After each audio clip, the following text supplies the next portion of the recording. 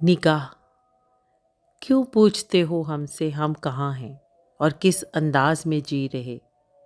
یہ تو انداز جہاں ہے کہ وہ تجھ کو چھوڑ نہیں سکتا کہیں بھی تیرے حال پر، تو چاہے جی اپنے اندر یا جیے جیسے۔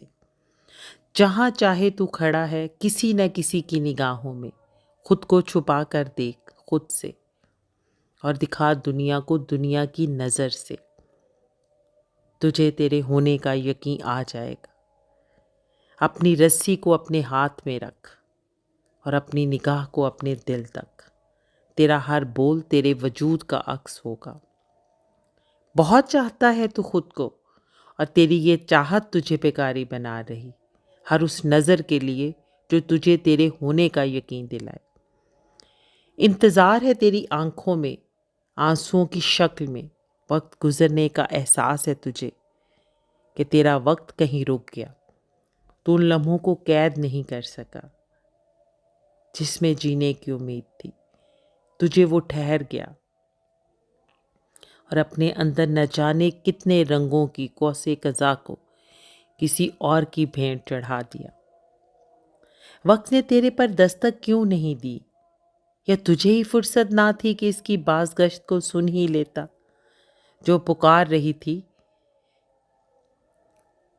تجھے غم دنیا نے فرصت ہی نہ دی خود سے کہ اپنے لیے کچھ رنگ اکٹھے کرتا، پھر ان رنگوں سے تصویریں بناتا، پھر ان میں اپنا عکس تلاش کرتا۔ یہ فرصت کے لمحے مقدر نے اپنے حصے میں سمیٹ لیے۔ ہر ایک جھولی میں پھول اپنی خوشبو نہیں بکھیرتا۔ وقت دبے پاؤں گزر جاتا اور اپنے پیچھے ان لمحوں کی یادیں چھوڑ جاتا۔ اے زندگی، اپنی نگاہ میں صرف وہی رکھ جس میں تو جی رہا۔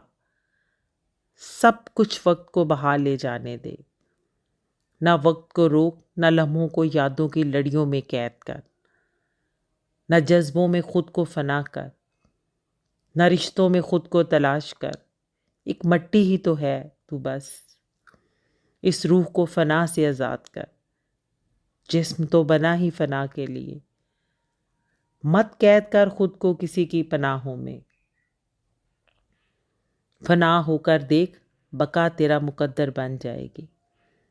وقت تو گزر جاتا ہے، صرف اپنے اندر کہیں رک جاتا۔ اپنے اندر اور باہر کو یکساں کر اور وقت کو اپنے ہاتھوں سے آزاد کر، خود تیرا جسم اس قید سے آزاد ہو جائے گا۔